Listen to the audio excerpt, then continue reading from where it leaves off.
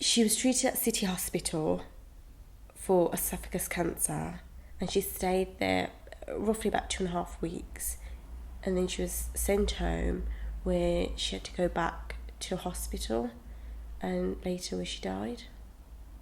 I wasn't coping very well, and then the hospice put me in touch with a counsellor.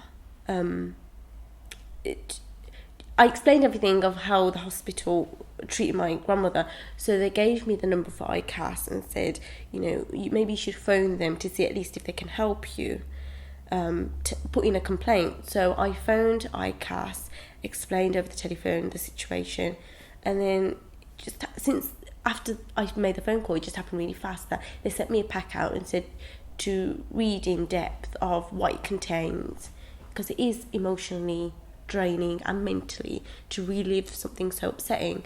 And I was happy that I'm taking steps forward, not just for myself, for my family. I supported Kieran to make a complaint about the care and treatment that her late grandmother received. Her grandmother was admitted to hospital after being diagnosed with cancer, and she experienced problems around communication with hospital staff due to English not being her first language. And the only time that Kieran's grandmother knew what was happening was when she had visits from her family and they asked questions of trust staff. Kieran told me that if it had not been for the family's constant attempts at trying to find out any information, they would have been in the dark about the seriousness of her grandmother's condition.